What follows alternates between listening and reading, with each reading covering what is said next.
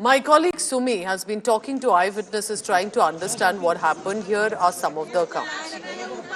योग्य तरीके से तुरंत चौकसी करे। हमारे पास हमारे सीसीटीवी कैमरे के फुटेज है, हमारे डीवीआर है, हंसापुरी में भी है, यहाँ भी है। अभी मैं बुद्धुका मीनारा, हमारा गौलीपुरा, जलालपुरा बस्ती, वहाँ भी जाऊंगा। सभी के पास इसके एविडेंस है, वो सारे ले। आप लोगों से ये अपील करेंगे कि शांति बनाए रखें, क्योंकि देवेंद्र फडणवीस अपील की है, माननीय नितिन जी ने की, देवेंद्र जी ने की है। मैंने भी कल अपील की कि शांति तो बनाए रखनी है, क्योंकि ये शहर भाईचारे का था। या शोभा यात्रा भी निकलती है, या वो 26 का जुलूस भी निकलता है, या सब क्षण होते, लेकिन इस बार मन में द्वेष दिखा है, ये पहले कभी नहीं था। तो ये बहुत चिंताजनक बात है। लेकिन इसके बाद ये भी मैं आपको बात बता रहा हूँ, इसके बाद हिंदू समाज ये सहेगा नहीं। ये भी लोगों से बातचीत करके मुझे लगा है, इसलिए मैं आपके चैनल पर बोल रहा हूँ। एडमिनिस्ट्रेशन से भी चूक हुई है कहीं ना कहीं, और जिस तरह से एडमिनिस्ट्रेशन से चूक हुई वो भारतीय जनता पार्टी के प्रवीण डट के बोल रहे हैं कि उन्हें जनता से बात करते हुए, वो जब जितने भी अफेक्टेड एरियाज है उसमें सुबह सुबह वो यहाँ पर राउंड्स लगा रहे हैं, जनता से बात कर रहे हैं जो अफेक्ट हुए हैं यहाँ पर, और जिनकी गाड़ियाँ आगजनी हुई है, जिनकी गाड़ियों को डैमेज किया गया है स्टोल पेटिंग की वजह से, उन सारे लोगों से वो बात करके निकले हैं। और वो कह रहे हैं एडमिनिस्ट्रेशन की कहीं ना कहीं चूक हुई है। और ये नागपुर में पहली दफा ऐसा हुआ है जब दो समाज के लोग ऐसे टेंशन उनके बीच में इतने ज्यादा बढ़ गए कि स्थिति इतनी ज्यादा बिगड़ गई, और ऐसा बिल्कुल नहीं होना चाहिए। वो कहते हैं उन्हें अपने एडमिनिस्ट्रेशन पर कहीं ना कहीं भरोसा है, देवेंद्र फडणवीस पर भरोसा है, और उन्होंने रिक्वेस्ट भी की है अपने सारे भाइयों से, हिंदू समाज के हों या वो मुस्लिम समाज के हो, सबसे भाईचारा बनाए रखने के लिए।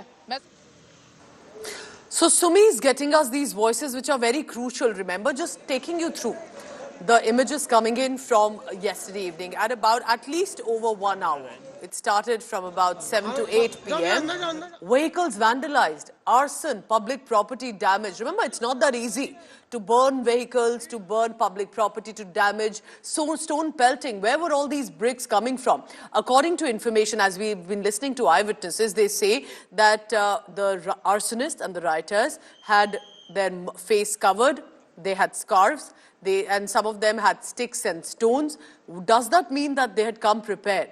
That there was an intention to start a communal clash, a riot, and then what were the intelligence agencies doing? What was the reason that enough deployment was not on ground? Because the few police personnel who were deployed, it appeared, were also injured. And you can see those visuals. Look at that.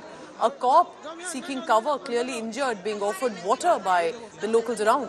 Sumi, I come to you now. We've been listening to all the eyewitness accounts you've been getting us. What is the administration saying? We listen to what the locals have to say. Is the administration better prepared? They've taken some in custody. Tell us more about that.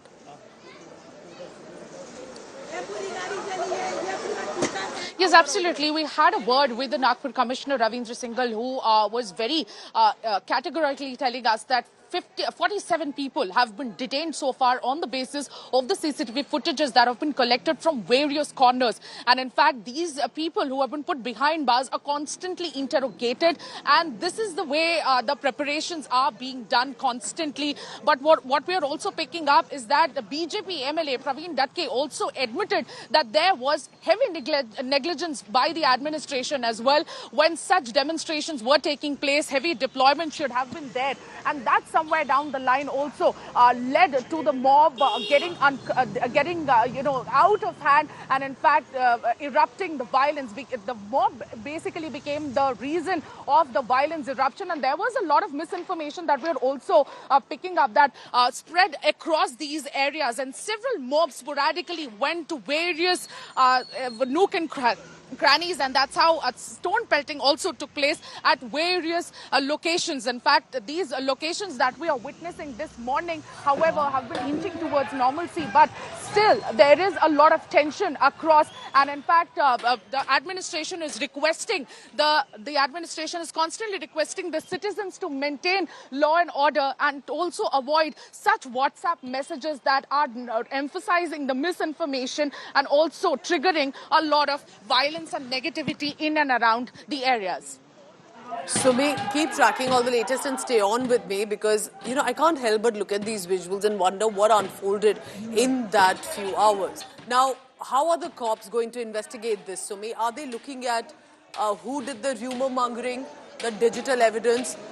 What are people saying who were huddled in their houses about till when did this arson and violence go on till eventually it was brought under control? Because how can a rumor or misinformation spread so fast that there are groups on the streets wanting each other's blood?